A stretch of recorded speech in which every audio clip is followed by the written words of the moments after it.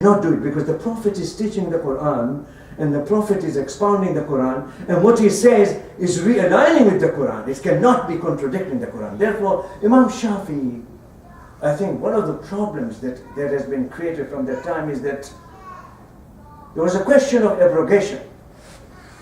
Can the Sunnah abrogate the Quran? Mansukh. To abrogate means to wipe it out. So although the tilawah might be there, you might be reading the verse of the Quran, but the Sunnah has actually wiped out the hukm, wiped out the injunction, saying that, no, you don't have to follow it. Imam Shafi is giving a general principle, by the way, that the Sunnah is capable of abrogating the ayah, the hukm in the Quran. This creates a lot of big, gigantic problem. What does it mean? Is the Quran hakim ala sunnah or sunnah hakim ala Quran? What is true? And you and I know that the sunnah cannot be hakim on the Quran.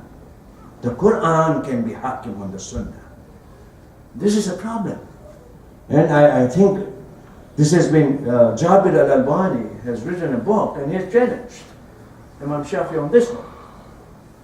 The new book, he says that that's not correct. It cannot do that. The Quran, in other words, we are giving too much importance to the Sunnah at the expense of the Quran. Jabir al-Albani, his new book is coming out in Arabic. I reviewed it for Cairo somewhere, Yeah, so it's one of the very important studies. And this is what I call the realignment. If we don't realign our information with our ability to know the truth, then we are not in a position to make a moral judgment. Today I can sit down and say Imam Shafi was not right. Jabir al-Alwani can say the same thing. Because now we know that how can that be possible? That the Sunnah could be superior to the Quran. It should be the other way. The Quran is superior to the Sunnah. So you can see the battleground, His second book that I reviewed also continues with the same, because he's been severely criticized by other scholars for saying that. But he's right. From what I know of the situation, is that because when I was reading the Risala of Imam Shafi, the question came to my mind, that how can that be possible? But what he probably, I don't know, Allahu A'lam, what he meant was Sunnat al-Sahih. If it is Sahih Sunnah, and if there is a hukm in the Sahih Sunnah, then it can abrogate the leniency of the Quran, like the drinking of the wine. Fiha manafi'un linnas has given license to some of the, scholars to say that a little bit wine is okay. That's what they're saying. Yusuf al-Qaradawi has given the fatwa. What I'm suggesting here is that there's a lot of dangerous area. And he says if there is 5% of, alcohol, then you can drink it. This is, you're crossing the boundaries. Because the Sunnah is adamant. If the Quran leaves this fiha manafi'un linnas, there must be some other explanations of it. Not that if it is in 5% you can drink it. That's not what the Quran is saying. So there is a problem in giving in to the such, alignment that has no connection with the truth. If I may ask, he also said the problem of Ummah started when ijtihad was taken away from the deen. In fact, it was in one of his lectures, one of his books that it is written. But he is calling for ijtihad to go back to the Quran. I think that's very important. That's very important. Yes, there is. Assalamu alaikum. Alaykum assalam. About abrogation, I personally feel if any word of the Quran is abrogated, then the Quran is not what calls itself for all ages, all time, all applications. If I am short in finding the context in which that word or ayah should apply, now then it's not the fault of Quran. That's right. In other words, before even we discuss whether Sunnah can overcome the Quran or not, That's right. the authenticity of Quran will be taken into really critical question, Oh, which yes, yes. then we cannot believe in Quran that is the word of Allah subhanahu wa ta'ala. I agree. And as you know, the late Ayatollah Khoei has a lot to say about that. Ayatollah Khoei actually rejects the whole thesis about education. Exactly. He says there is not a single verse in the Quran that has been abrogated. This is his research, by the way. Right? Oh, yeah. And it's very authentic research. Yes. He's produced evidence. His 7th chapter, which I translated into English, by the way, is available in English, Prolegomena to the Quran. Unfortunately, they're selling it very expensive. Oxford University Press. But in that, the 7th chapter is the longest chapter that deals with all the ayahs that the scholars believe have been abrogated, and it proves them consistently with evidence that none of them have been. 133 verses. And he deals with all of them. He said, no, it can't be this, it can't be that, it can't be that. In other words, he says, abrogation does not hold water, so to speak. And if I may add, just for the benefit of all of us, there is Sheikh Arif Abdul Hussein. He gives tafsir on YouTube, can be found. And also in 1342, 2011, 10 sessions of Quranic studies that he very clearly talks about what you just told us about Ayatollah Khoei and also the question that I raised. Otherwise, really, we will have problem, for critical thinking that you are rightly suggesting. That's right. If we have abrogation, then I don't want to have to do anything with Quran anymore. Very simple. I think that part of the beauty of the Ja'afariya is that we kept the ijtihad always open. And ijtihad al-shar'i, that means textual Yes. ijtihad, has always been there. Our Sunni brothers and sisters, they talk about maqasid-based fiqh, or laws that are, we should be talking about the 5 maqasid that have been given by Imam Ghazali, and then Imam Shatibi and others have talked about it. Now they're talking about 7, they're talking about 10. They say if we have maqasid, we can solve all the problems. But what remains unsaid is that how can we do the ijtihad based on universal principles when there's no text to support it? You need textual evidence to support.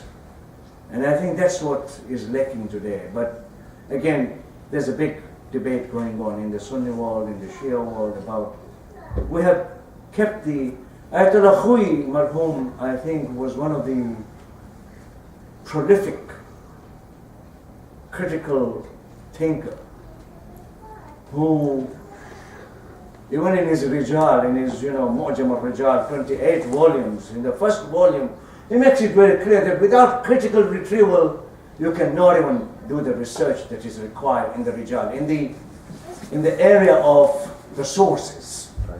the sources of information. Who gave the information? Who are these people whose name appear in the hadiths? Should we accept them blindly? Should we say because this is so and so we accept it? Or should we see the congruency or the connection, realignment between what is said here and what the Quran teaches? You see, so you have a big battleground in the retrieval of the tradition today, which is going, alhamdulillah, I think it's very positive. It's very positive. In my opinion, Jabir al-Alawani and many others who are thinking in the area of research today are very much concentrating on the Quran. We need to get back to the Quran. That's what Jabir says. If you don't get back to the Quran, it's not getting back to the Sunnah. Because Hakim is Quran, not Sunnah. If the Quran doesn't, agree with the Sunnah, then the Sunnah has to be rejected. So I think that movement is a good movement of, it's a good example of critical retrieval. How do you retrieve information? That is so critically important. I think it's so critical in that book. It's marvelous. I don't know if there'll be fatwa against him, in Cairo. They might. By Qardawi, maybe. Yeah, maybe he is very critical of Qaradawi also. That Qaradawi is not paying attention, to the rules of ijtihad based on the Quran itself. Sister Mariam, Yes. Yeah, to explore this issue of that this is a personal responsibility to do the critical retrieval, I have a two-part question. Regarding the hadith, even if we say that the hadith is not how the Quran is, but if the Quran tells me that I should follow in the footsteps, then I should know what the footsteps are. So why do we have it that... I missed the first Okay. point, yes. Yeah, I'm my sorry. first point is that we're doing this critical retrieval Yeah, and realigning my information and my understanding. that's right. Okay? Two-part Good. question. Why, if it's important to follow in the footsteps, did it happen by the permission of Allah that we don't have the hadith written right at the time of Ar-Rasul? Now I know there's an oral, tradition there, and they weren't used to writing things, but this is different. If we need to have this information, follow in the footsteps, That's right. why don't we have it? And then secondly, at this point, while we have what we have, and I'm going for critical retrieval, Yes. what are my criteria for doing so? Right. This again, very tough question. I must admit that I haven't teased out all the intricate points that I will be handling them, inshallah, as in the future lectures. But I think what is important to keep in mind is that our responsibility lies in our basic information about our religion that comes from the Quran and from the study of the fundamental text that teach us about our religion. So we need some storage, some information, basic information, which we can then use to apply to the retrieval process. Because the retrieval process assumes that we know something already. Because it is retrieval. That means you already know something, and now extra information that you are getting is allowing you to say that this part is okay, this part is not okay. I'll accept this much, I'll not accept this much. Now, it also increases our responsibility that, and it is pre-responsibility before we take upon ourselves critical retrieval, is to equip ourselves with enough knowledge to enable us to be in a position to set up criteria, a set of criteria saying that, okay, now I know the Quran is saying that thinking is all right, but the Quran is also saying that I should follow the truthful people. So if my thinking is simply an academic exercise which doesn't want to get anywhere closer to the truth, then I'm failing in my obligations. In other words, we need to sincerely work out a plan of action. And I do that all the time, by the way. I'm given a new topic about which I know nothing. So I sit down and I do now I have this luxury of sitting in my office for hours and doing it. But let's say I was an ordinary believer like yourself and so many others who are, they have other tasks to do, they have other works to do. I would still go and find what I call basic knowledge about it. And in my opinion, basic knowledge for me comes from encyclopedia articles. Now I don't say that encyclopedia articles are the best ones, But they tease my mind. They say, this is what you need to understand. I want to understand Isma. I want to understand infallibility. So I go to Isma, an encyclopedia of Islam. I don't know anything about it. People say Masoom, Isma, and I have no idea what they're talking about. So I go there and I find out. So I have basic information. Then I compare it with what the Quran says. The Quran says, you send the Prophet. The Quran says, you must obey the Prophet. But if the Quran, if the Prophet's personality was doubtful, how would I obey him? That would break my confidence. So you really have certain things to work out. And I would suggest very strongly to our audience that you must learn the Quran and relearn the Quran as much as possible. Reread it as much as possible, so that you have a basic framework of reference. The Quran says I should not be blindly following this. The Quran says I should be following the Prophet. How can I follow the Prophet if I don't know he was protected from making an error? That's what Masoom means. In other words, I'm retrieving very carefully. It's not going to be easy in the beginning, but then Allah subhanahu wa ta'ala has made a promise. وَاتَّقُوا اللَّهَ وَيُعَلِّمُكُمُ اللَّهُ. If you are conscious, if you are spiritually and morally aware, then Allah will teach you. So I'm at the mercy of Allah subhanahu wa ta'ala.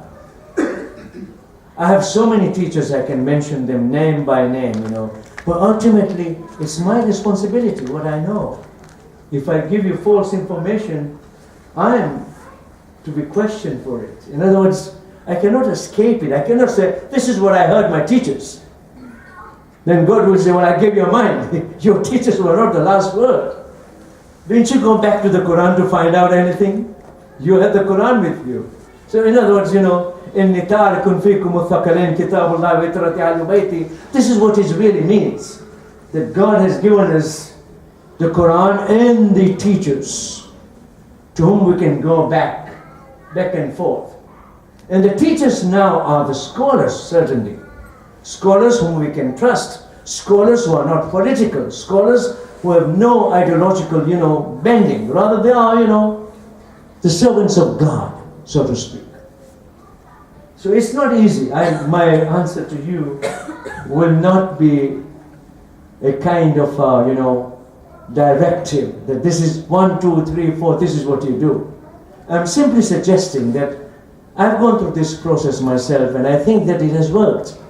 I'm not sure that it is always responsive to what I have done, but I think when I err, when I make a mistake, it tells me that was wrong, that was not right, I want to hear that voice inside. I don't want to be self-righteous about what I know. I want to be humble about it. I say, I tried, Ya Allah. Ultimately, you know better than I do. So our retrieval is really based on our faith in Allah subhanahu wa ta'ala as being the teacher. Did I answer your question? Very little though. I know this. Yes. Yes, there are questions there. Yes, please. I have a Quranic question, and that is, we Muslims, we have a lot of hard time from the kuffar, and Islam is under attack. And we have audience that they come here, and when they talk about what an amr minkum, they said it is only reference to our aimah, to the can ulama take this power or this authority, can you follow it? Because we get different type of answer from different speakers coming here. And another question that I have is, you talk about history. You said, we do not have the right or the correct history after the 70th of the Hijrah. So Allah subhanahu wa ta'ala knows this for good. Of course. So we have the Quran, we have the Ahadith. Is it enough for these two sources to be our source of guidance? Or we still need to have the history? Because you keep saying that we cannot make moral judgment. And in Quran there is a talk and responsibility of Muslim to make moral judgment, against the condition around. And what do we do with people like Salman Rushdie who come and ridicule our religion? What do we do with that? Do we sit Okay. back and let them do whatever they want, or should we take action, as like Imam Khomeini says? He needs to be taken care of. There are, if I understood you correctly, there are two parts to your question. One is, if we have the Quran, please correct me if I'm misinterpreting you. If we have the Quran, do we need other histories? Right? The second part is that if people do abuse our religion, what is our responsibility vis-a-vis that abuse or vis-a-vis the information that is coming through that abuse? But there are two things connected to it. First of all, let me tell you that the Quran is not a book of history. Something very surprising about the Quran is that even in the story of the cave, Ghar, the Quran says, Thani of name. Doesn't mention Abu Bakr the Khalifa. Doesn't mention the name. The second one in the Ghar, in the cave, said so and so, and Allah said so and so. So names are not mentioned. This is surprising. In the Quran, not a single time is there a name of Ali ibn Abi Talib. If there is a name, it's only Muhammad sallallahu alaihi wasallam. So we know that the Quran is not trying to implicate history directly. It simply lays down the rules that the history cannot be accepted unless it is given by an eyewitness. But even then, it is part of ilmul ghayb of Allah subhanahu wa ta'ala. Only Allah knows. It is talking to the Prophet. It says here to the Prophet, Ma kunta min ash-shahidin. It's talking about Nabi Musa. So you didn't know anything about Nabi Musa. We told you. Because the Jews were saying, oh, you must have read our books. And the Quran says, no. You did not read their books. They don't know what they are talking about. The knowledge that I am giving you is from me as God. I give you that knowledge. In other words, you were not even there. In other words, there is this limit that you have. I am the one who is informing you about it. So history then is eyewitness reports. Now, most of the histories that were written in the later centuries, Tabari, Mas'udi, Abul Fida, Ibn Athir, there are so many histories. All these histories were written posthumously, as we say, after the events occurred. That means they went through 1, 2, 3, 4, 5, 6 sources. By the time they reached this 7th source, it had been so much distorted that what he wrote and what you and I read, oh my God, this is terrible. So, in other words, we have no way of knowing the history. 70 years of the first year of the 70, even that history, by the way, is still we have to be very careful. Sheikh Mufid, one of the only Imami faqih and mutakallim who was a historian. We don't have many, by the way. Many fuqaha don't like to write history because it's not easy. It's not easy to do the research in the history. It's easy to do the ahkam, but not history. Sheikh Mufid depended upon Tabari a lot, Abu Mikhnaf a lot, Al-Madaini a lot. Even about Karbala, you have riwayat there that are questionable. And Sheikh Mufid. And he's a mutakallim, Shia mutakallim in Baghdad, who is well versed in our history, and still there are parts of it that you and I, after doing so much research, we would say, no, that's not possible. It doesn't click very well with what Imam Hussain would have done, for example. Now, how many more traditions about Hadith, about Shia Sunni differences, about so many things? You are left with ideological histories produced by the later scholars. What should we do? That's why we need that understanding. People like Salman Rushdie are using the history, the way it has been preserved by the larger community. Our Imams were asked many questions. Did this happen? So I heard from my father that this did not happen. It was not this way, it was this way. In other words, there was a living authority up to the time of Imam Hasan Askari alayhi salam to say to the people to the followers of Ahlul Bayt that no, this is not the way it was. It was this way. Imam Zain al-Abidin, for example, was asked so many times about what happened in Karbala. He would say that no, this is what happened. This is what my aunt said. This is what my brother was doing. In other words, you have a way of finding out through the Ahlul Bayt. But that's not the way others are doing it. If you look at the history, by the way, the way Salman Rushdie's book is structured, it is structured on the riwayat produced by our larger Muslim community. Because they say satanic verses is their problem, not the problem of Ahlul Bayt, But we did not accept it. How can you, if this is what can happen to the Prophet, for example, how can we be sure that there are no many other chapters of the Quran that were informed by the shaitan? It totally negates the truthful claim of the Prophet. In other words, I think that what we need is a basic information. And we have historians like Sheikh Mufid. And again, I say they are historians, they are not masumin. They are human scholars. And we should not attribute isma to them because they happen to be our scholars. They are scholars, they are human beings, they have tried their best. And they were very sincere in what they did. I don't want to question their sincerity. But I do want to say that, they were human beings. They could have been in a bad mood when they wrote this chapter of history. We know this psychology of the writers, They must have been fighting with their wives or, with their children or something, and they wrote this bad section of the history, And it happens. They're human beings. So is ulul amr minkum just to our imams, or it can be extended to other ulamas? Because what do we do in the absence of Ulul Imam Amr, Imam Mahdi is only Imam Mahdi, or the Naib or Imam is Imam? Ulul Amr, according to the Tafsir of Ahlul Bayt, are only the Muslims. So we are to be without leader? We Muslims should be without leaders? What is Menkom? Menkom is president. Yeah, Ulul Amr minkum. It didn't say ulul amr alaykum. If it says ulul amr alaykum, it means that Ulul Amr minkum.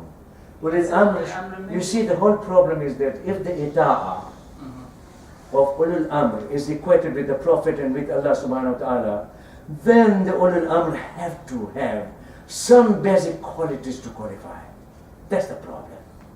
If it was anybody, then we could say Ulul Amr was Yazid ibn Muawiyah. It was, anybody. In other words, we would really be forcing ourselves to accept even the unjust rulers as Ulul Amr. But Allah But says that ita'ah would not be possible. That's not a past sentence. It is not just for the time of the Imam. Quran is for past, for now, for future. Ulul Amr minkum. but Allah starts with Ya ayyuhalladhina amanu.